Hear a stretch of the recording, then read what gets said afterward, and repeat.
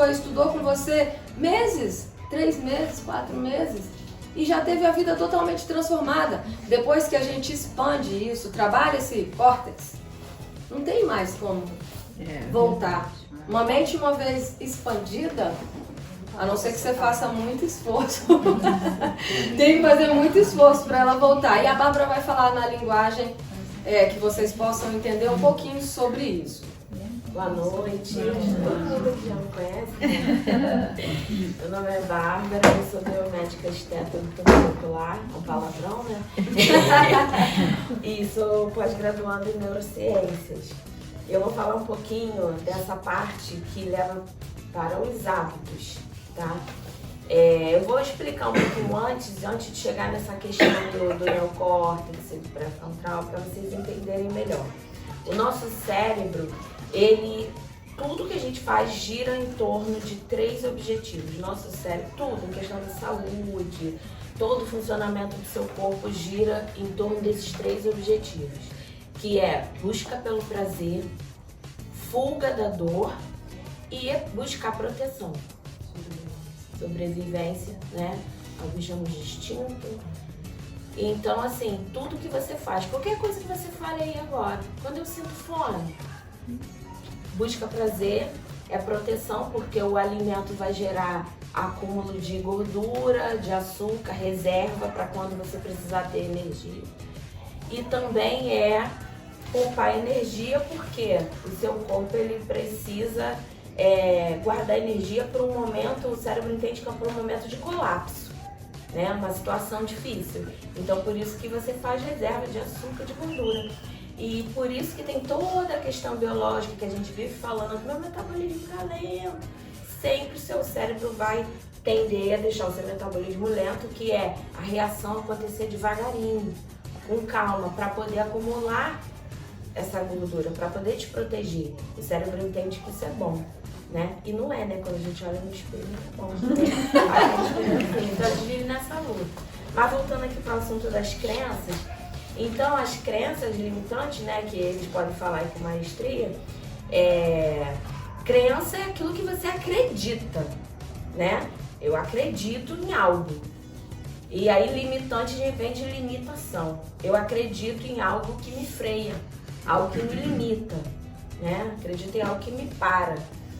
E essas crenças limitantes aí tem, como o Matheus falou também, tem várias origens, né? O que eu vou falar aqui não é a respeito dessas origens, vou falar aqui mais voltado para essa questão da neurociência. Essas crenças limitantes, com o tempo, a gente vai repetindo isso pra gente várias vezes. Eu acredito nisso, eu acredito que eu sou assim, eu acredito que eu só posso dessa forma, foi assim que a minha mãe me ensinou, foi assim que a minha avó me ensinou, e aí eu sigo a vida sem quebrar algumas coisas que me limitam. E o nosso cérebro, ele aprende por repetição. Aquilo que eu faço várias vezes, ele memoriza, tá? Eu sei que tem um mito que a gente fala muito, que fazendo uma coisa 21 dias vai ficar pra vida toda. Pode ser que fique, pode ser que não, depende se eu vou acreditar naquilo, né? Então às vezes pode não acontecer, mas tem coisas que a gente faz tantas vezes, que a gente segue a vida achando que aquilo é uma verdade. E aquilo não é uma verdade, é uma verdade só dentro da minha mente, que só limita a minha pessoa. E mesmo eu vendo outra pessoa não acreditando naquilo, indo além, eu continuo ali, dentro daquele limite, porque eu acreditei nisso. E na neurociência a gente chama isso de viés cognitivo. A nossa mente, ela tem vários vieses, né? Vários caminhos. Então a gente segue no caminho daquilo que a gente acredita. E aí, se eu acredito naquilo ali, eu vou me fechar para não aprender uma coisa nova. E aí tem um nome especial que a gente chama isso, que é o viés da confirmação. Eu confirmo para mim e eu vejo aquilo como verdade. E aí isso geram hábitos na minha vida, que voltando aqui para a área financeira, vão me prejudicar ou vão me beneficiar, né? Hábitos de, um exemplo aqui que eu vou dar assim bem grosseiro, de gastar além, como ela falou, e não separar a média, né, que eu também estou aprendendo, dos 30% mais ou menos do que você ganha, que precisa ser poupado para você fazer a reserva, que como a Val também não gosta de chamar de emergência, porque senão eu acredito que eu vou ter uma emergência. Então eu prefiro falar que é a reserva dos meus sonhos, porque uma hora de oportunidade eu vou usar aquilo ou para realizar um sonho, porque a emergência não aconteceu, isso aí. Né? Ou eu vou... alguma coisa boa, eu prefiro achar que é uma coisa boa, eu não falo que é emergência. Então eu não começo a não guardar aquilo ali. Só que o que me leva a não guardar são hábitos corriqueiros, que a minha mente não associa com o fato de eu não guardar. Né? São hábitos corriqueiros, por exemplo, eu gosto muito também de comprar maquiagem, coisa de cabelo, bijuteria, todas essas coisas. E aí a gente inventa pra gente mesmo que a gente vai precisar, sabe? Eu vou comprar essa bolsa, essa maquiagem, porque eu vou numa festa e eu vou precisar, sendo que eu poderia usar outra, poderia usar, né? Que comprou pra outra festa. Então, assim, a gente acha assim que é uma necessidade e aí a gente começa a sentir autopiedade, pena da gente mesmo. A gente começa a olhar pro lado do eu mereço, mas eu trabalho tudo. Poxa, por que eu não posso comprar isso aqui pra mim, né? Poxa vida. Aí isso vai afetar em algo grande lá na frente. Que quando a realidade chegar, como aconteceu, né, da pandemia, eu não vou ter. Eu já vivi isso. De acontecer realmente emergência e aí eu não tinha. Por quê? Porque quanto eu poderia ter guardado, eu não poupei, né? Não guardei. Acontece isso. Então, assim, são hábitos corriqueiros, hábitos que impedem você de prosperar. E quando a gente fala prosperar, não é só dinheiro, é prosperar em tudo, nas áreas da sua vida, né? Prosperar no conhecimento, porque o conhecimento é libertador. Quando você começa a buscar o conhecimento, você vê o quanto você se limita. Poxa vida, quanto tempo eu passei sem saber disso. Perdi tempo não sabendo disso, né? Então você deixa de buscar conhecimento por questões corriqueiras do dia a dia. É quando eu fico com preguiça, porque todo mundo tem preguiça, né? Nós somos humanos. Ai, mas eu vou ter que ler isso aqui, vou ter que estudar isso hoje. Mas, às vezes, uma coisa básica, se você separar 15 minutos por dia, 15 minutos que às vezes a gente para ali só olhando mensagem no celular, se você estivesse lendo páginas de algum livro, você, no final do ano, quantas páginas você não tem lido? Quantos livros você não lê no final do ano? Lendo só 15 minutos. Então, assim, são os hábitos... Vem disso, vem das crenças limitantes. Só que a gente pensa só no macro, né? Não, que isso? Eu acho que eu sou capaz sim. Mas eu acho que eu sou incapaz quando eu acho que eu não consigo ler 15 minutos. É lá no micro, no hábito pequeno. E a nossa mente, ela cria essa armadilha. Porque o nosso cérebro sempre vai buscar o prazer, porque é prazeroso, né? Às vezes tá ali no Netflix, né? E aí o meu cérebro, ele entende que se eu ficar sentado ali estudando, ou buscando algum outro conhecimento, né? Não sentindo autopiedade, mas eu corri 1 hora, o que tem? Começa o lata de leite. Compensação. Né? Compensação, isso aí vem da busca pelo prazer. A nossa mente, ela cria armadilhas. E aí, a gente chega lá no que a Val falou, né? Que o nosso cérebro, ele é dividido em partes. E aí a gente chama de pré-frontal, a gente chama de neocórtex. O neocórtex é a parte do cérebro da gente que eu costumo falar, para vocês entenderem melhor, que ele tira fotografias das situações que a gente vive.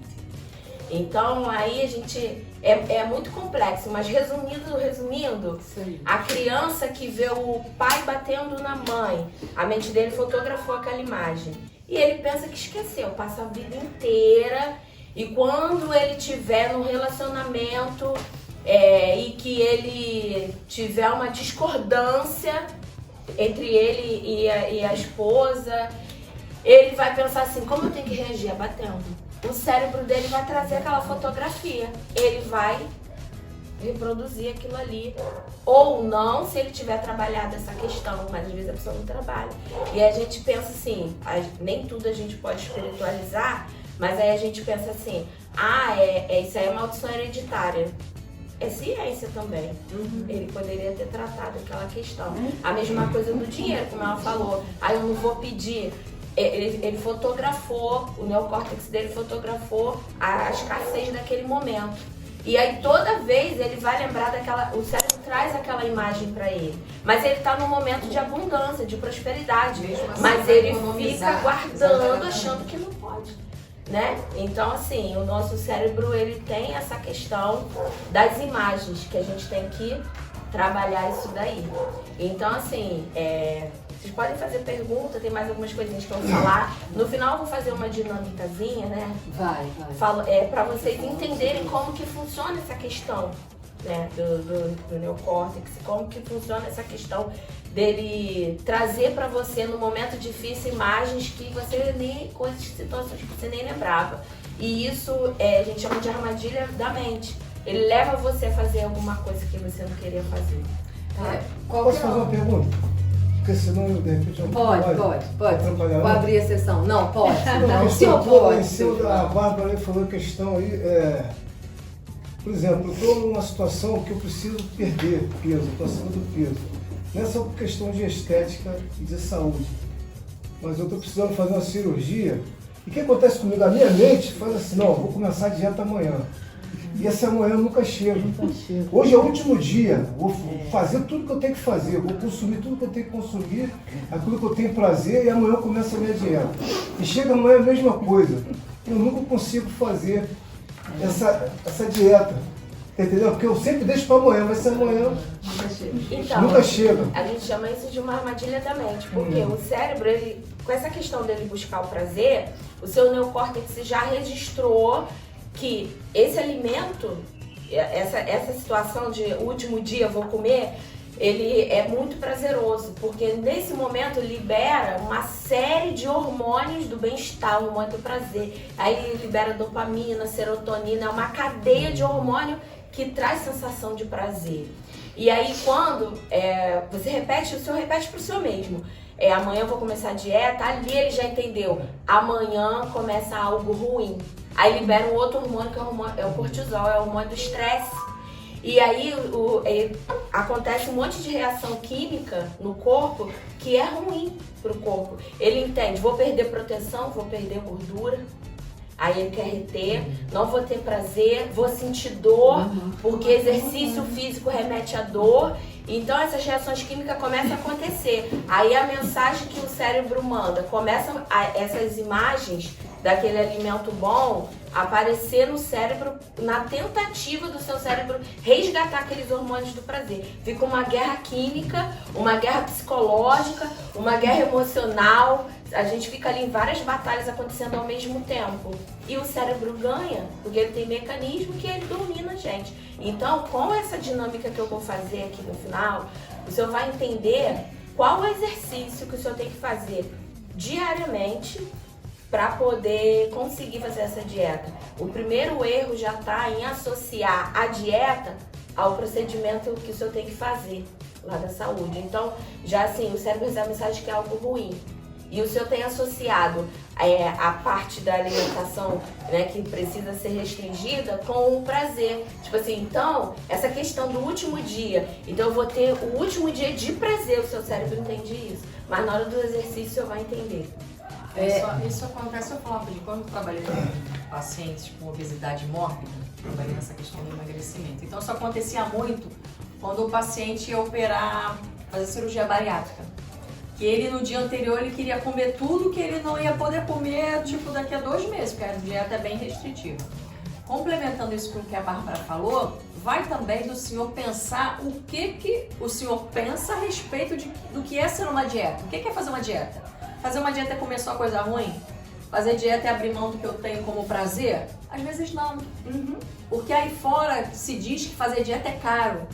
Só que a gente tem, né, a obesidade ela se tornou por conta da facilidade de muitas coisas. Fast food, né? A gente fica muito em casa, acabou as brincadeiras na rua, a criança não sai mais, então a criança é só computador, aquilo fica ali. Então, assim, é o senhor olhar para dentro de si e ver essa questão. O que eu estou pensando a respeito disso?